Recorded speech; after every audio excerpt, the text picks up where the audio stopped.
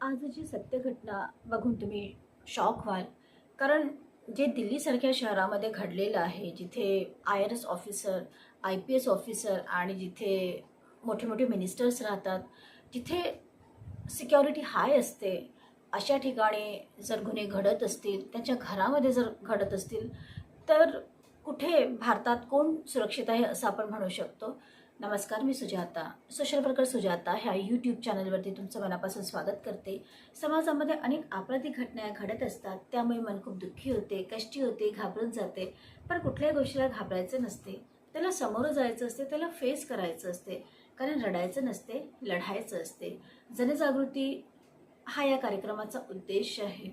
आजची सत्य घटना जी आहे ती भारताच्या राजधानी दिल्लीमधली घटना आहे आणि जी हाय प्रोफाईल घटना आपण म्हणू शकतो की एका IRS ऑफिसरच्या घरी, ज्यांची बायको नावाजलेली डॉक्टर आहे, ज्यांचा मोठा मुलगा मल्टीनॅशनल कंपनीमध्ये मोठ्या पोस्टवरती आहे आणि त्यांची मुलगी ही दिल्लीमधल्या नामांकित कॉलेजमध्ये इंजिनिअरिंगचं शिक्षण घेत होती. ती कंप्लीट केलं आणि ती UPSCचं प्रिपरेशन करत होती. असं यांचं कुटुंब आणि या घरामध्ये सिक्युरिटी इतकी टाईट असते की अशा घरामध्ये कोण येऊन गुन्हा करू शकते, आपण हे आता बघणार आहोत. सकाळी 6 वाजताची वेळ असते आणि पती दोघंही म्हणजे IRS ऑफिसर आणि त्यांची डॉक्टर पत्नी हे रोज जात असतात. तर तिथे 6ला जाणं आणि 8ला घरी परत येणं हा त्यांचा रोजचाच कार्यक्रम होता आणि रोजच ते जिमला जायचे, नित्यनियमाने हे जायचे. पण आजही गेले होते ते. पण आज जे घडलं ते खरंच हृदयविदारक अशी घटना घडलेली. ते जेव्हा परत आले तेव्हा त्यांची मुलगी खाली अशी उपडी पडलेली होती, तिच्या पूर्ण शरीरावरती रक्त लागलेलं होतं आणि पती पत्नीला समजलं नाही की काय झालं. ते धावत तिच्याजवळ गेले आणि पाहिलं तर ती रक्ताने अगदी माखलेली होती. पत्नी डॉक्टर होती, ती तिच्या जवळ गेली, तिने तिची नाडी पाहिलेली, पण नाडीतनं असं काही जाणवलं नाही तिला. पण तरी तिचं रक्त, तिचं शरीर वॉर्म असल्यासारखं तिला वाटलं आणि तिने तातडीने गाडी काढली आणि ते दोघंही जवळच्या हॉस्पिटलमध्ये गेले. हॉस्पिटलमध्ये गेल्यावरती डॉक्टरने तिला मृत घोषित केलं. ती जी डॉक्टर पत्नी होती ती हंबाडा फोडून रडायला लागली आणि ती हे बोलली की अरे, कितीही पैसा लागला तरी हरकत नाही, पण माझ्या मुलीला वाचवा तुम्ही. ते डॉक्टर म्हणाले की मॅडम, हिच्यात काहीच वाचवण्यासारखं नाही, आम्ही कसं वाचवणार आहोत. मग रडत रडत IRS ऑफिसरने पोलिसांना फोन केला आणि पोलीस घटनास्थळी पोहोचले. कारण हाय प्रोफाईल केस होती, त्यामुळे त्यांना घटनास्थळी पोहोचणं गरजेचंच होतं आणि ते आले. घरी आल्यावरती त्यांनी CCTV सगळं बघितलं, सगळ्या गोष्टीचं त्यांनी निरीक्षण केलं, पण त्यांना असं काही दिसलं नाही. मग त्यांना असं वाटलं की आपण CCTV बघायला पाहिजे. तेवढ्याच एरियामध्ये कमीत कमी 100 CCTV कॅमेरेज होते. त्या सगळ्यांना त्यांनी पाहिलेलं आणि ते पाहिल्यानंतर त्यांना एक मुलगा, 19 वर्षाचा मुलगा दिसला, जो येताना तर काळा पॅन्ट होता आणि जाताना मात्र तो पॅन्ट पांढरा होता. पोलिसांना असं वाटलं की हे कसं काय होऊ शकते आणि म्हणून त्यांचा संशय त्याच्यावरती पोहोचतो.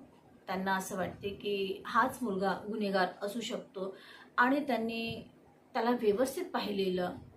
तर तो त्यांच्या घरी येताना दिसला, IRS ऑफिसरच्या घरी, आणि जाताना सुद्धा दिसला 7:30 वाजता. तर पोलिसांना असं वाटलं की त्याच वेळेस मध्ये मर्डर झालेला आहे, तर हाच तो व्यक्ती असावा असं त्यांना वाटलं आणि त्यांनी IRS ऑफिसरला विचारलं की हा जो व्यक्ती आहे याला तुम्ही ओळखता का? तर ते म्हणाले हो, आम्ही याला ओळखतो ना. 8 महिन्यापर्यंत हा आमच्या घरी काम करणारा आमचा नोकर होता. आता 1.5 महिन्यापूर्वी आम्ही याला काढलेलं आहे. तर पोलिसांनी चौकशी केली की का काढलं तुम्ही त्याला? तर त्यांनी सांगितलं की हा मुलगा राजस्थानच्या अलवरमधला आहे आणि त्याला ऑनलाईन गेमिंगची खूप लत लागलेली आहे आणि तो त्यात अगदी वाया गेलेला आहे. त्यासाठी तो पैसे उधार घेतो, जुगार खेळतो आणि लोकांना फसवून तो लोकांकडनं पैसे घेतो. असं याने इथे सुद्धा खूप लोकांकडनं उधाऱ्या घेतलेल्या आहेत. आमच्या बाजूच्याच एका बंगल्यामधून 15 लाख रुपये त्याने घेतलेले आहेत आणि प्रत्येक बंगल्यामध्ये इथे काम करणारे जे नोकर लोक आहेत ते याचे मित्र आहेत आणि त्या मित्रांजवळ जाऊन सुद्धा त्याने पैसे घेतलेले आहेत. तो घरच्या वस्तू विकायचा, त्याने मोबाईल विकलेलं आणि तो केवळ मोबाईलमध्ये लुडोच खेळायचा. ऑनलाईन गेमिंगची त्याला हाऊस होती आणि त्याला लवकर श्रीमंत व्हायचं होतं म्हणून तो हे सगळे गेम खेळत होता असं त्यांनी सांगितलेलं. मी पण त्याला म्हणजे आजूबाजूचे लोक कंप्लेंट करायचे आणि मी पण त्याला एकदा बाजारात पाठवलेलं होतं काही पैसे घेऊन आणि त्याला सामान आणायला सांगितलं होतं. तर त्याने धांदली केलेली आणि पैशाचा जो हिशोब आहे त्याने बरोबर सांगितला नव्हता आणि म्हणून मला असं वाटलं की हा घरामध्ये ठेवण्यालायक नाही आहे आणि म्हणून त्याला मी काढून टाकलेलं आहे असं IRS ऑफिसरने पोलिसांना सांगितलेलं. आता पोलिसांनी पण तपास सुरू केला. पूर्ण संशय पोलिसांना तर त्या मुलावरतीच होतं. त्याचं नाव होतं राहुल मीणा आणि त्याच्याबद्दल जेव्हा इन्क्वायरी करायला सुरुवात केली आजूबाजूच्या सगळ्या लोकांना, तेव्हा लोकही म्हणाले की हो याने आमचे पैसे घेतलेले आहेत, दिलेले नाही आहेत त्याने अजून आमचे पैसे, असं सगळे सांगायला लागले. मग पोलीसवाले अलवरला गेले. राजस्थानचं जे अलवर आहे त्या ठिकाणी ते गेले आणि तिथे त्याचा शोध त्याने घेतलेला. पण तिथे ऑलरेडी त्याच्यावरती एक केस लागली होती. त्याच रात्री म्हणजे दुसऱ्या दिवशी तो IRS ऑफिसरच्या घरी जाऊन चोरी करतो आणि त्यांच्या मुलीसोबत अतिप्रसंग करून तिला मारून टाकतो, रेप करतो आणि त्यांच्याजवळचे जे काही पैसे असतात घरची ती चोरी ते घेऊन तो पळून जातो.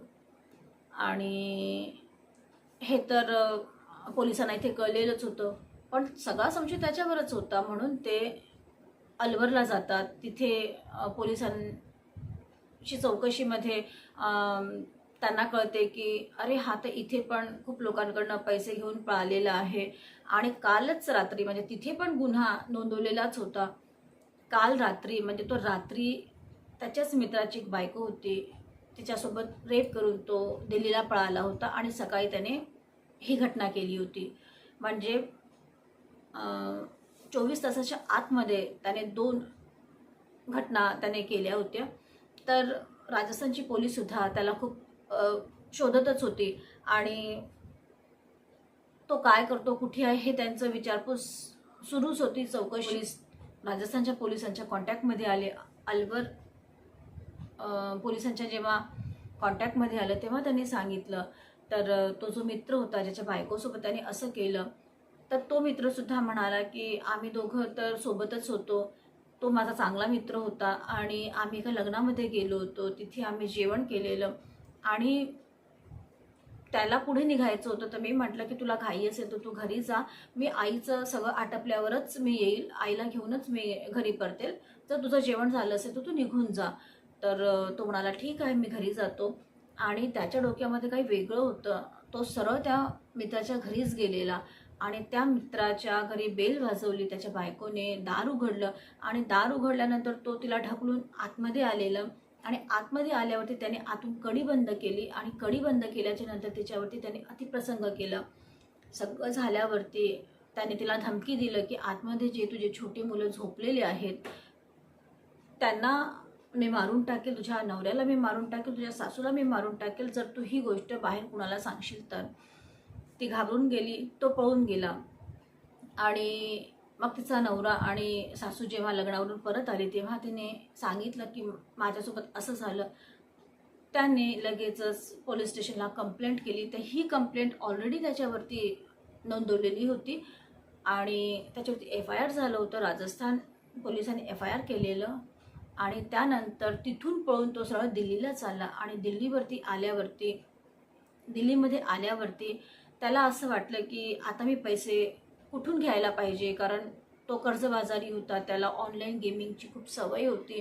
त्यामुळे त्याला हे माहीत होतं की मी या घरी म्हणजे IRSच्या घरी 8 महिने काम केलेलं आहे आणि इथलं मला सगळं माहिती आहे.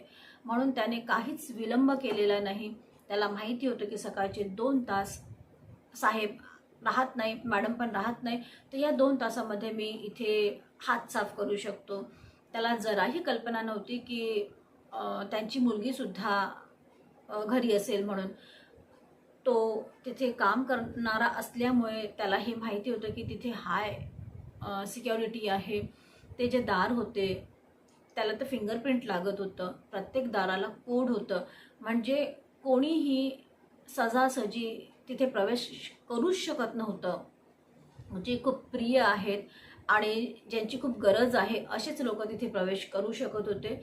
आणि हा तिथे नोकर म्हणून काम करणारा होता, त्यामुळे त्याला प्रत्येक दाराचं माहिती होतं, कुठे कोण कसं किती वाजता राहते, कुठून कधी बाहेर जातात, कुठे किल्ली असते हे त्याला माहिती होतं. त्यामुळे त्याने ते लेटर बॉक्स उघडलं, तिथून किल्ली घेतली आणि तो सरळ आतमध्ये त्याने प्रवेश केला.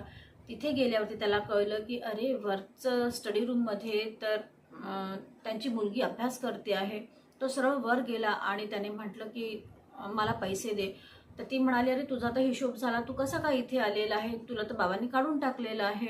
आणि हे ती म्हणतच होती तर त्याने तिथलं टेबल लॅम्प घेतलं आणि जोराने तिच्या डोक्यावरती मारलं. ती तिथेच कोलमडली. त्याची नियत तर वाईटच होती. त्याने तिच्यावरती अतिप्रसंग केला आणि तिला पाहिलं की ती मरण पावलेली आहे. ओढत ओढत त्याने खाली नेलं. त्याच्या आधी त्याला माहीत होतं की ही बेशुद्ध झालेली आहे आणि ती आता सेन्समध्ये नाही आहे. तर तिचा गळा पण आवळला आणि मारून टाकलेलं. तिला घेऊन तिसऱ्या माळ्यावरती तो ओढत ओढत खाली आला जिथे तिजोरी असते. तिजोरीमध्ये त्याने तिचं फिंगर लावलं पण ते ओपन झालं नाही. कदाचित ती मरण पावली असेल म्हणून तिचं फिंगर प्रिंट काम केलं नसेल किंवा तिथे रक्त असेल म्हणून, पण ते उघडल्या गेलं नाही. त्याने इकडे तिकडे शोधाशोध केली. त्याला काही पैसे मिळाले, त्याला 2.5-3 लाखाच्या जवळपास त्याला पैसे मिळाले आणि काही दागिनेसुद्धा तिथे होते. हे सगळं त्याने घेतलं, बॅगमध्ये टाकलं आणि त्याला वाटलं की अरे माझं तर पॅन्ट पण खराब आहे, माझे जोडे पण रक्ताळलेले आहेत, तिथे पूर्ण रक्त लागलेलं आहे. तर आता तर हे चेंज केल्याशिवाय मी बाहेर जाऊ शकणार नाही, कारण लोक मला बघतील, ओळखतील. त्यामुळे त्याने मॅडमचा मुलगा असतो, तो मुंबईमध्ये नोकरी करणारा असतो, त्याच्या रूममध्ये जातो, त्याचे कपडे घालतो, त्याची स्लीपर घेतो आणि तो तिथून निघून जातो. बाहेर गाडी पुसणारा मुलगा असतो, तो दिसतो, तो बोलतो आणि तो विचारतो की अरे तू इथे कसा काय आला, तुला तर साहेबांनी काढून टाकलेलं आहे. तर तो म्हणतो की त्यांनी मला बोलावलं होतं म्हणून मी आलेलो आहे, काही काम होतं त्यांना म्हणून मी आलेलो आहे, असं तो सांगतो आणि लपत-छपत तो तिथून निघून जातो. ह्या सगळ्या गोष्टी पोलिसांना कळलेल्या असतात. तर तो दिल्लीमध्येच एका हॉटेलमध्ये लपून बसलेला असतो. फोन पण तो वापरत नव्हता आणि ज्या बाईसोबत त्याने मित्राच्या पत्नीसोबत जे वाईट काम केलं होतं तिचाच मोबाईल घेऊन तो येतो आणि हॉटेलमध्ये तोच मोबाईल तो वापरायचा आणि पोलिसांना तर त्याच्यावरती डाऊट होत असतो. त्याचा चेहरा तर दिसलाच होता CCTVमध्ये, तर त्याच्यावरती सगळे लक्ष ठेवूनच होते. तर एका हॉटेलमध्ये तो होता, तिथलं वायफाय त्याने यूज केलं होतं, नेट कॉल त्याने केलं होतं, त्यामुळे तो पोलिसांच्या रडारवरती आलेला आणि पोलिसांनी त्याला पकडलेलं. आणि पकडल्यानंतर त्याने सगळं सांगितलेलं की मला लोकांचे कर्ज द्यायचे होते, पैसा माझ्याजवळ नव्हता म्हणून मला तिथे जाऊन चोरी करावी लागली. मला त्या मुलीला मारायचं नव्हतं, पण तिला मी मागितलं पैसे, तेव्हा तिने द्यायला नकार दिला. मी पैशासाठीच आलो होतो, तर मला तिथून पैसे घेऊन जाणं गरजेचं होतं म्हणून मी तिला मारून टाकलं. दीदी ने अगर पैसे दिए होते तो वो बच गई होती, असं तो म्हणतो. आणि आज तो पोलिसांच्या ताब्यामध्ये आहे आणि आता त्याचं आयुष्य 19 वर्षाचा राहुल मीणा, आता त्याचं आयुष्य काय? ऑनलाईन गेमिंगच्या मागे हल्लीची मुलं खूप पडायला लागलेली आहेत. त्यांना लवकर झटपट श्रीमंत व्हायचं असते, तर ते हे असा शॉर्टकट घेत आहेत आणि आपलं आयुष्य कितीतरी गुन्हे करून उद्ध्वस्त करत आहेत. याबद्दल तुम्हाला काय वाटते कमेंट्स करून नक्की कळवा. तुम्ही पाहताय social worker Sujata, real crime stories, ज्यामध्ये सत्य आहे पण त्यावरती विश्वास ठेवणं कठीण आहे. परत भेटूया पुढल्या वळणावरती. त्याबद्दल लाईक करा, कमेंट्स करा, शेअर करा आणि सबस्क्राईब तर कराच करा.